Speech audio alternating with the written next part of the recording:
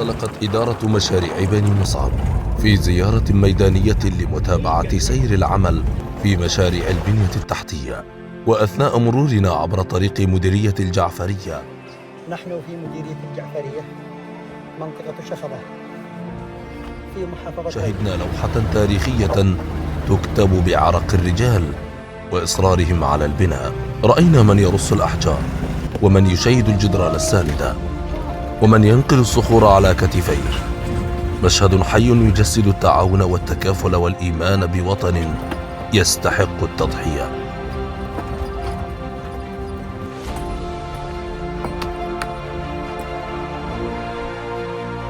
إن بني مصعب تخوض معركة تنموية فريدة نيابة عن كل اليمنيين، حيث ترسم من خلالها طريق النهضة وتزرع الأمل.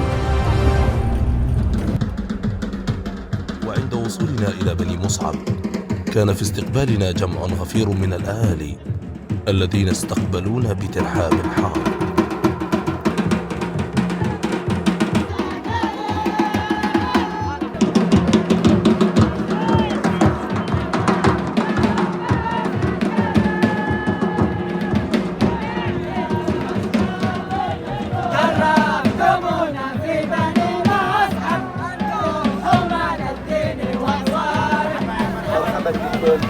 في بني مصعب.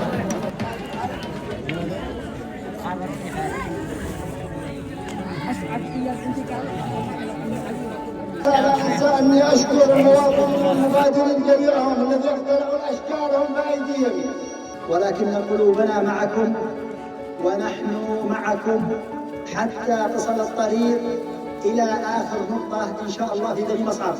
الوالد الشيخ عبد السلام منصور يتبرع ب500,000 ريال للكيلو الثالث. معنا تبرعنا روح الوالد الشيخ أبو فضل منصور ب500,000 ريال. ونتبرع ب1,000,000 ريال يمني لدعم الكيلو الثاني المتكامل عمله، و1,000,000 ريال آخر لدعم الكيلو الثالث. وهذا التبرع مني ومن اخواني حسان ومحمد من استطاعتنا. تقبلوا مني 1,000,000 ريال يقسم على الكيلوهات المتبقيه من طريق بني مصعب. حفظكم الله وحفظكم. اتبرع عني وعن اولادي من صلاح الله ونصر صلاح الله ورياض صلاح الله وزكريا. أولادي الله أعلم كم باقي لنا وهم اللي يحكم ب1,000,000 ريال إن شاء الله على دفعتين إن شاء الله في وقت من الخير جميعا. وانا اعلن تبرعي عني وعن اخواني ووالدي ب1,000,000 ريال. جزاك الله خير. هذا هو أنا يمكننا 200,000 ريال عن والدي رحمه الله.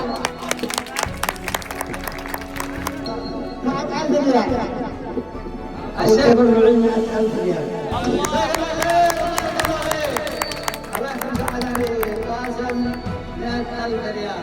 سيتم تكليف المقاول حسن شرف داوود باستكمال الكيلو الثالث والبدء في حق الكيلو الثالث بمبلغ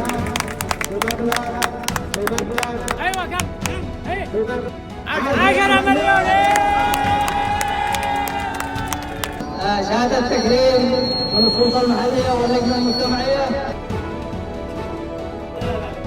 كانت لنا ساعة والجهود. محمد بشير بعد استلام الشهادة يعلن مسافر يوسف حيدر عبده تبرع ب1,000,000 ريال.